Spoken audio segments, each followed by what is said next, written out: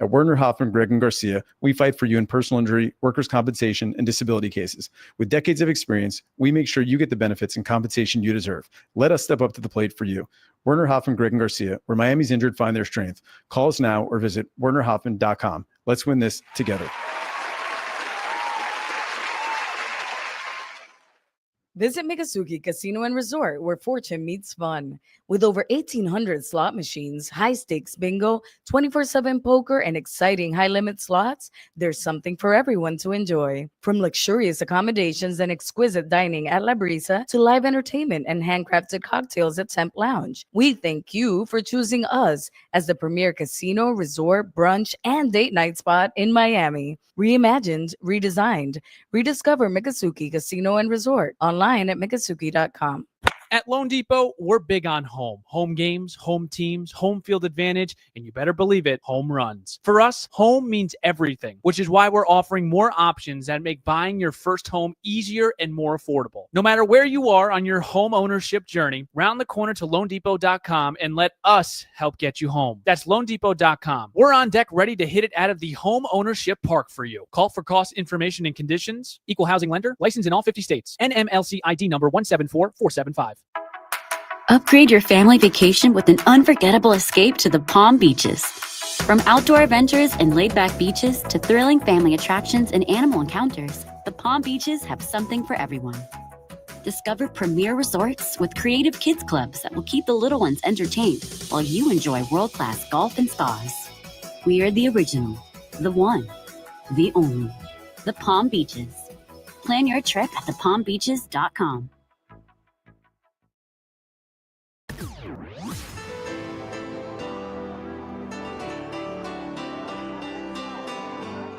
Thanks for listening to Miami Marlins Baseball.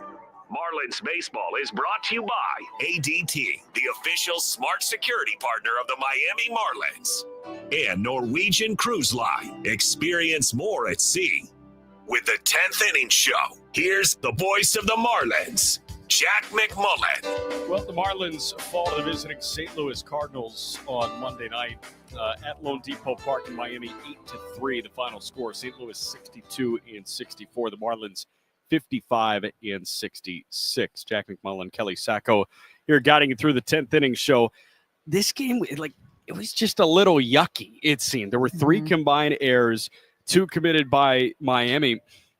Yuri Perez had four wild pitches in this one. It just felt like there were kind of miscues stacking up for both sides. Unfortunately, they just, bit the Marlins a little bit harder than they bit St. Louis today. It was just sloppy all around. I don't see either team. I mean, obviously the Cardinals are happy to snap that 5-game losing streak, but I don't think they're going to go back and watch this game and say, well played. Yeah. This was a good one. That's a good one. Let's hang our hat on that one. You know what this is? This is that tough Monday morning in the film room if you're like a high school football team. It's when you just sit there and cower and it's like, I hope they don't call me out because we won by 14. It's one of those where you're just like, all right, let's just do this and let's throw it out and let's be better tomorrow. And that's exactly what it's going to be on the Marlins end, who coming off a really tough road trip. This was not a good start to the homestand. Hopefully they can turn it around and think, hey, you know what? We lost 7-1 against the Cardinals in game 1 in St. Louis. We turned around and shut them out in back-to-back games in game 2 and 3 to take the series. Hopefully they could channel that again tomorrow. They turned to Edward Cabrera,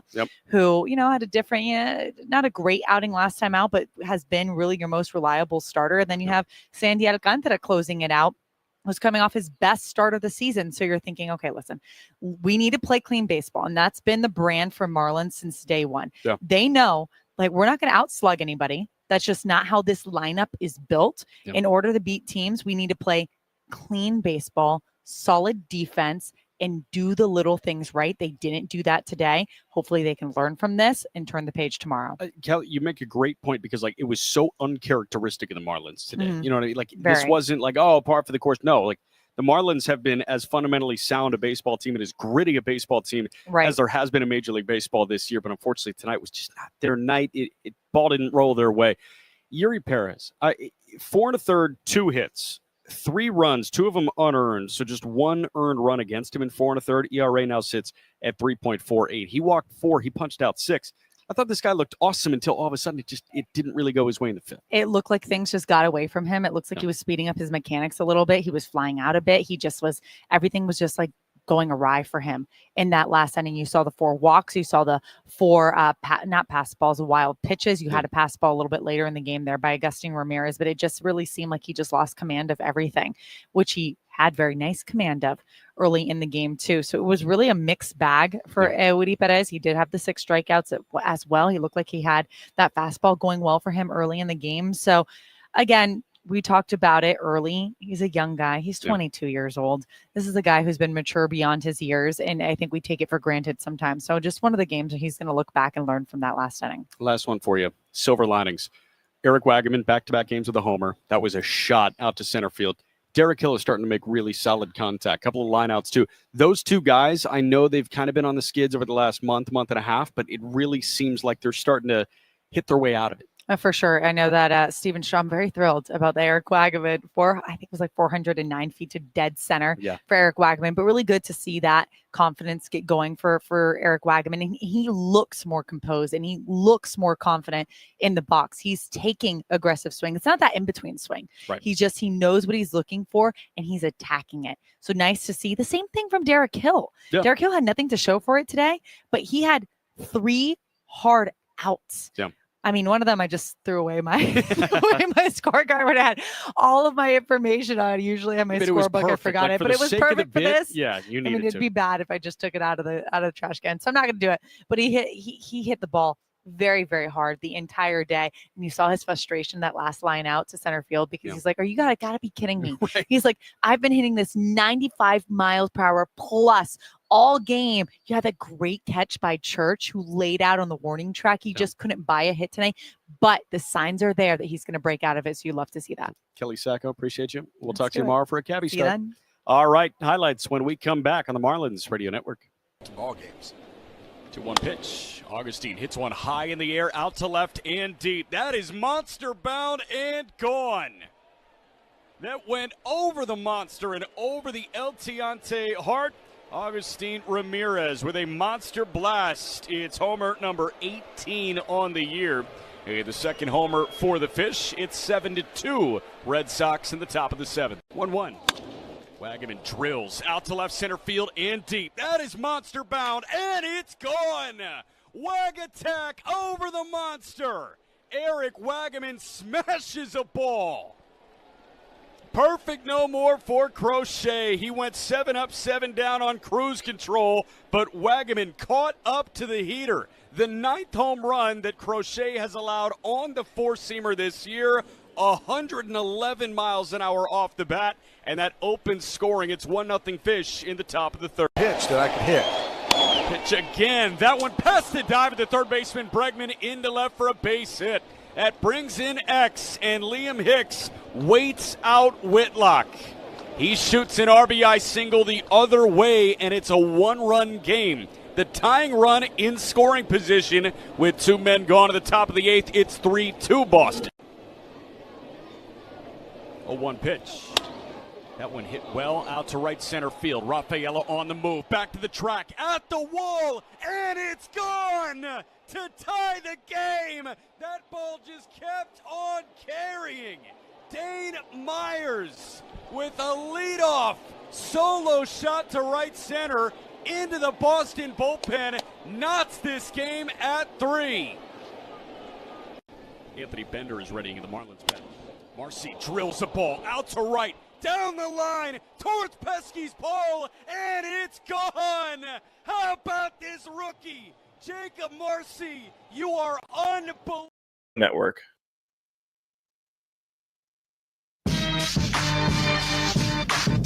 Play the highlights from this one. Marlins fall the series opener to the St. Louis Cardinals, 8-3, the final score this evening in Game 1. Scoring actually opened the bottom of the 1st thanks to the Marlins and their stud rookie sensation in his 18th Major League game after the leadoff double from Otto Lopez that left the bat at 110 miles an hour. It was a productive out from Jacob Marcy that got scoring going for Clayton McCullough today. And Marcy smacks the ball out to left. It's hanging up for Burleson. He makes the catch on a liner shy of the track in left, but that is plenty deep enough to plate Otto Lopez from third base. Throw comes into second, but it is a sacrifice fly from the RBI machine. In game number 18 of the big leagues, Jacob Marcy has RBI number 16. And that opens scoring. It's 1-0 Fish in the bottom of the first. Then, how about Wag Attack in the fourth? In the big leagues. First pitch to Wagaman, now it hammered out to center and deep. Church is back at the wall, and it's gone. Wag Attack, back-to-back games with a homer, and they ain't cheapies. Homer number 8 on the year. It ain't 450 like it was yesterday, but 409 feet later, it's 2-0 Marlins in the bottom of the fourth. Eric Wagaman, the power stroke is really coming through right now. Again, back-to-back games with a homer. His homer yesterday, 453 feet over the monster in left center field. But we go to the top of the fifth. A half inning later, Lars Nootbaar open scoring for St. Louis. 2-2. That one, a line shot into left. That's in for a base hit. Marcy comes up ready to fire. They will hold the runner from second, Church. And that is an RBI single to tie the game, or to bring the Cardinals within one, off the bat of Lars Nootbaar. So it's 2-1 Fish in the top of the fifth, and their runners at the corners still with just one away. But then two tie it. How about Alec Burleson?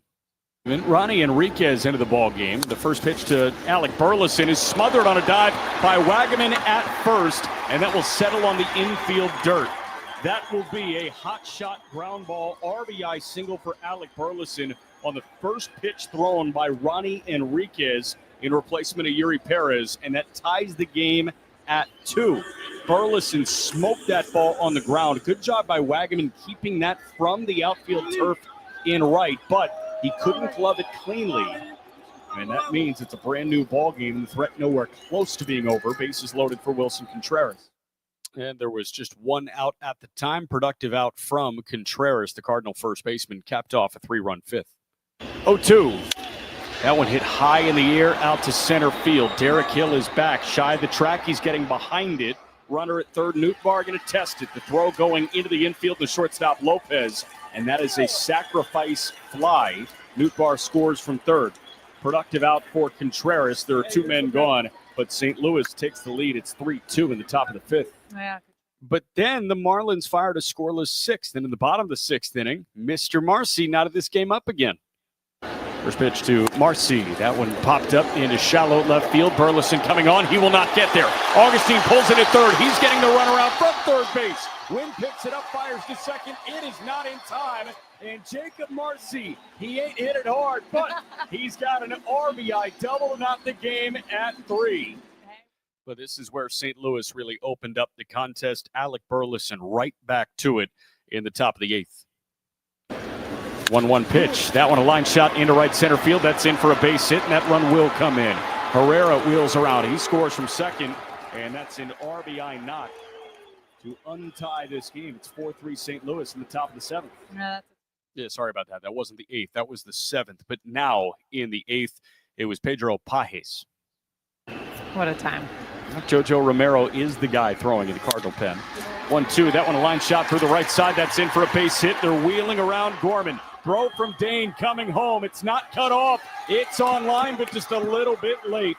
Head first dive from Gorman. That brings him in.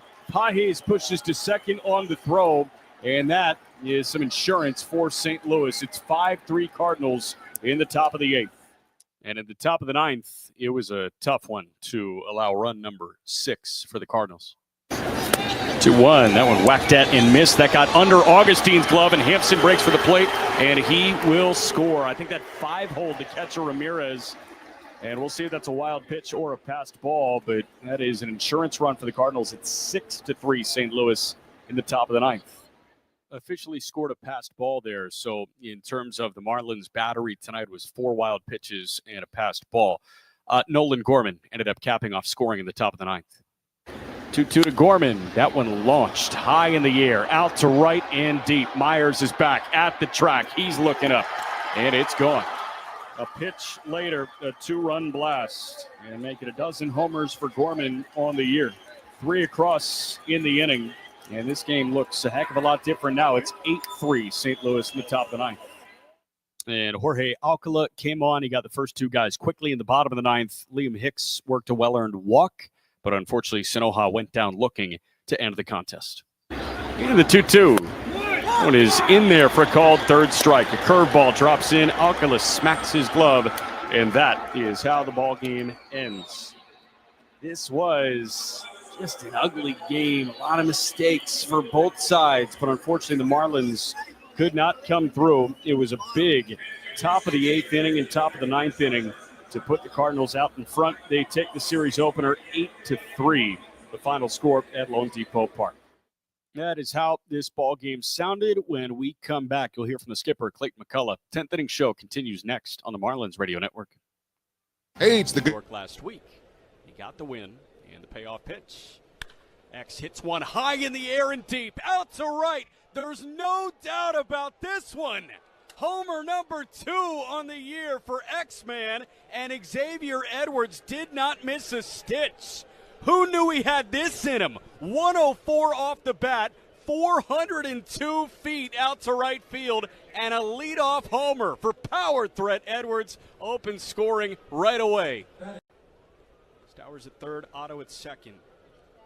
2-2 to Jacob. On the way. And Marcy drills a ball out to right and deep. A line shot. Nearly gets to the concourse and gone. Out to right. He got a hanging sweeper, and he did not miss it. Second homer of his career. Second homer against Gavin Williams in the first, and the Fish are pouring it on. 2-2. That one drilled again out to right and deep. That thing is gone. Marcy looks over to the first base dugout, pumps his fist, and now points towards the bullpen. Jacob Marcy, 3 for 3 with a pair of homers and tied no more. Gabby made a sign. 2-1. That one hit high in the air, out to right center field, pretty deep. Schneemann is back at the track, at the wall, and it's gone. Graham Pauley, he's heating up with the power stroke. His 4th homer on the year and his 3rd homer of the week. Graham Pauley gives the Fish some breathing room with a solo blast. It's 7-4 Marlins in the top of the 6th. In every clubhouse now. 1-0 pitch. That one lined into center field. That is in for a base hit. X can practically walk home from third base. Kyle Stowers gets right. His first hit of the night is an RBI single, and it's another run. It's 8. All right, 10th inning show rolls on here on the Marlins Radio Network. 8-3, the Fish fall to the visiting St. Louis Cardinals. Let's hear it from the skipper, Clayton McCullough, after this one. A night like tonight where, you look at it and ultimately there's 2 errors, 3 unearned runs, 4 wild pitches, 4 walks. What are your overall takeaways from a game like this one with so many unforced mistakes? Yeah, not great. This was not a very pretty brand of baseball tonight. I think when the game was invented, this is not how it was drawn up. So ugly. We gave up far too many free bases. We just didn't handle our chances. We had to.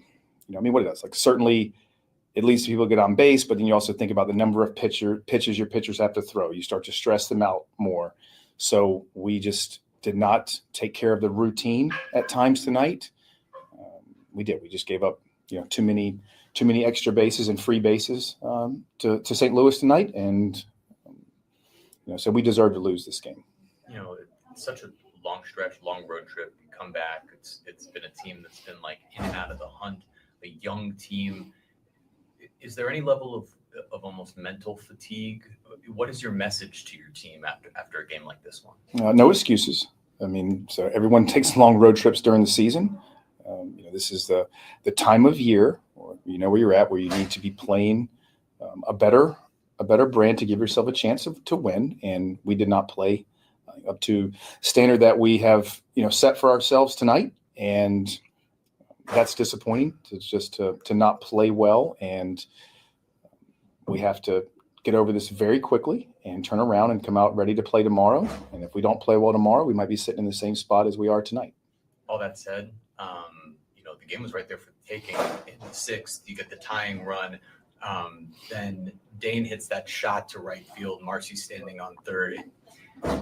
You're taught to freeze at third base. Is there anything that could have been done differently as a base runner to score that run, or is that just a matter of baseball being baseball? I think what makes that difficult is you're going on contact. So you're trying to get as ideal a jump as you can to score on something that's hit on the ground. And you're taught, you should be, as that ball's making contact, you're almost making a commitment towards home to get the best jump to score. And when you get that low liner, it was just, I think that one's a very difficult read. You're taught when you see trajectory up on the contact play to try to put the brakes on as quick as you can, race back to third. There's a chance that Newbar comes in and dives for that ball. And with Marcy's speed, he'd have a chance to score. It just happened to be where, it short hops him. And at that point, he's just in a spot where, he couldn't go. So just it's a difficult play. I think Jacob did a very good job of, working hard to get a good break on the contact play. And, that ball he hit there, was just more unfortunate. And I think he did his best to try to,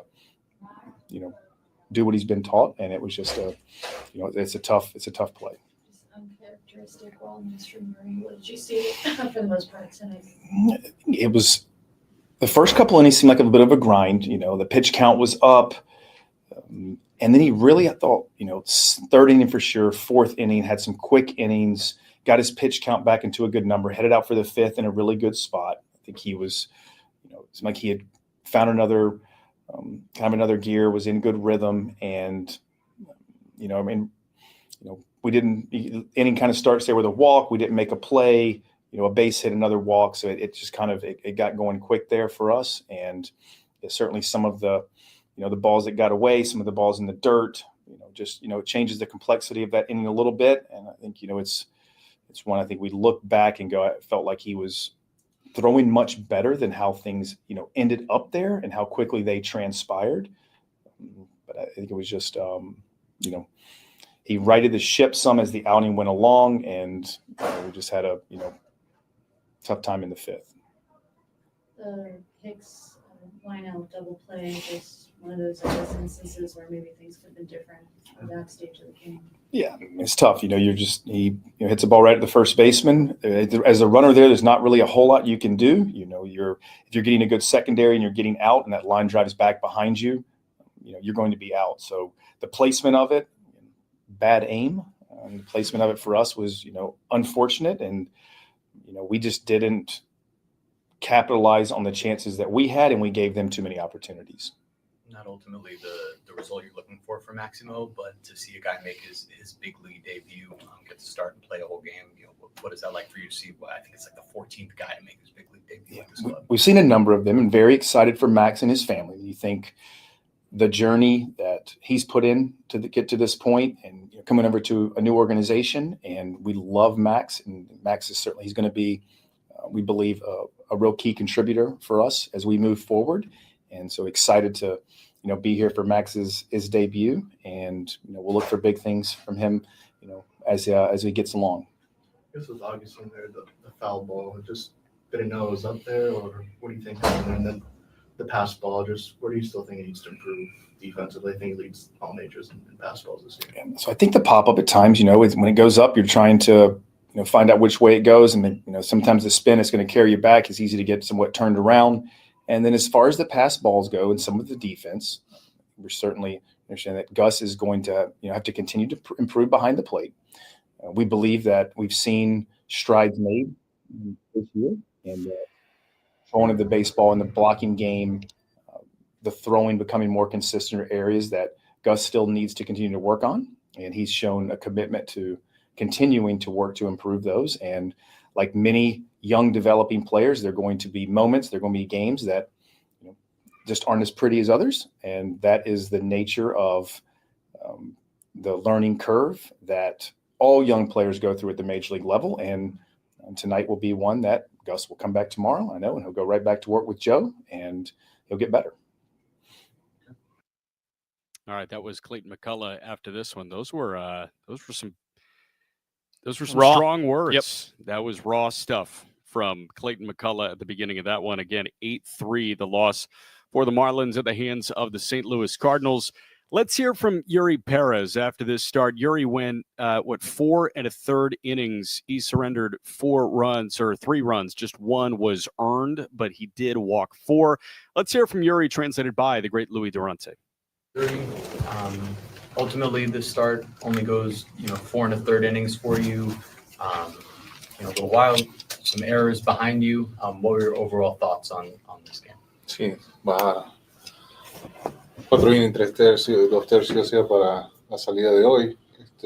Algunos errores atrás de ti, dificultades. ¿Cómo podrías tú dar un resumen de lo que fue la salida tuya hoy? Bueno, la salida, como tú dices, un comienzo muy largo, esos 2 innings, pero se complicó ya en los últimos innings. Creo que fue una salida no mala, pero tampoco buena, sino de aprendizaje. Y creo que, bueno, no fue el día correcto y no tuvimos suerte. Yeah, like you said, it was a long first 2 innings. The first 2 was kind of long. Then some of the things, got crazy, a little bit crazy on the last 2. But it was not our day. It was not our day. I think it was not a good outing. It was not a bad outing. I think it was an outing for us to learn, right? And overall, it was the hard day. 4 wild pitches and 4 walks for you tonight. What was it that made you a little uncharacteristically wild today? Sí, 4 bases por bola, 4 wild pitch también. ¿Qué fue lo que te hizo a ti característicamente un poquito salvaje el día de hoy? Bueno, las bases por bola son parte del juego. Algunos picheos nos fue encantado. Y nada, estuvimos localizando un poquito mal, pero ellos tuvieron suerte también no haciendo swing. Y lo otro de los picheos al piso, creo que fue parte del juego también. Fue un picheo quizás para atrás, para ponche, lo que sea, no pudo bloquear la bola y la bola se fue para atrás. Son cosas parte del juego y como dije, no tuvimos tanta suerte hoy. Yeah, I think it was the walks is just part of the game. Some pitches there. I think some different occasions didn't get the call, and others the hitters were very had good patience. So again, walks part of the game. I think the wild pitch is pretty much the same thing. I was throwing the ball hard down to get some punch out pitches. And he got away. He got away, and like I said, I think it was not our day today. The luck factor was not with us. The last 3 starts, just where I guess do you need to improve upon to kind of get back to that track you were on the first 9 or so? Sí, en las últimas 2 salidas han sido un poquito turbulenta, ¿no? ¿Qué crees tú que deberías hacer o podrías hacer para volver de nuevo a ese seguir trabajando y que la cosa vaya marchando bien, seguir haciendo ajustes en alguna cosa y ya, poner todo en la mano de Dios. You gotta keep working, just try to keep making those adjustments and work on the things you have to do and just leave it up to God. All right, that was Yuri Perez after this one. Again, 4 1/3 innings. He allowed 3 runs in those 4 1/3. We will step aside. We'll get Steven Strom's thoughts when we come back next on the Marlins Radio Network. You needed some more production, and then you turned it into guys who are going to be now producing when you need them to. 1-0 pitch. Augustine lines into right field. That's in on a hop for a base hit. X rounding third. He's coming home. White's throw going to the plate. A little bit offline and just a touch late. And X comes in to score standing up from second. With 2 men gone, it's an RBI single for Augustine Ramirez, and the Marlins on the board again. It's 6-2 in the top of the 4th. Opposite of Texas's concern with him. They thought that he was going to be in an insane amount of pain. Yeah. Pitch to X. That one stung. Past the dive of the second baseman. Albies into right center for a base hit. Myers will score from second base, no problem. And Xavier Edwards got to 300 last AB. This time he pushes to 301. Afternoon, getaway day at 1:35. Jen Powell calls balls and strikes. 3-1. That one's sprayed into left field, down the line. Long run for Profar. He's still moving. That drops in. It's a fair ball. Hernandez was drifting towards third. Now he gets the run around home, and the throw coming home is late. That was a line hunter. Profar is explaining to the third base umpire, Chris Guccione, that he thought it bounced to the right of the chalk, or the left of the chalk, I should say. Yesterday has hit the skids a bit for his last few games.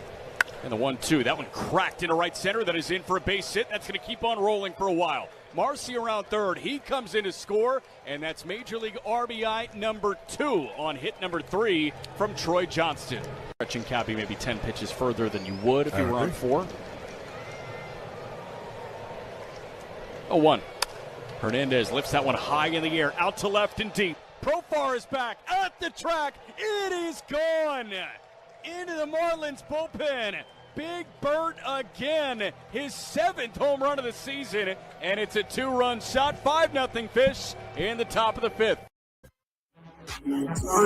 All right, 10th inning show wraps up here. Marlins fall to the St. Louis Cardinals 8-3 to open a 9-game homestand over the course of a week and a half at Lone Depot Park. Steven Strom, not a lot of fun places to go with this one, but where you want to go? No, not a lot of fun, but it's got to be addressed. I mean, I actually was taken aback by just how raw and authentic Clayton McCullough was. He is best known for staying in the middle and really not getting too high, not getting too low through like a Stowers grand slam walk-off. And, you know, it's just like a loss. Tonight, for him to come out and say that they didn't deserve to win, he called it an ugly game. I'm not going to lie, man, I kind of liked it. I kind of like that, hey, we got a standard here, and I'm not going to allow the standard to be lowered based on who is on this roster. Yeah. There's no question it's a different team without Kyle Stowers. There's no question it looks a little bit different, you know, with Graham Pauley out of the lineup. No Xavier Edwards today, Jack. But what a weird night. I mean, this game to me, from the start was weird with the wild pitches, with the defense, but there's one moment that changed it for me, and it was that 6th inning. And in all seriousness, dude, yeah, when the decision was made to pinch hit Eric Wagaman for Liam Hicks. Yeah, I get it. I understand. I'm not criticizing the move. I am just simply telling you that that moment changed everything because Liam Hicks ends up hitting a liner to first. They double up Dane Myers.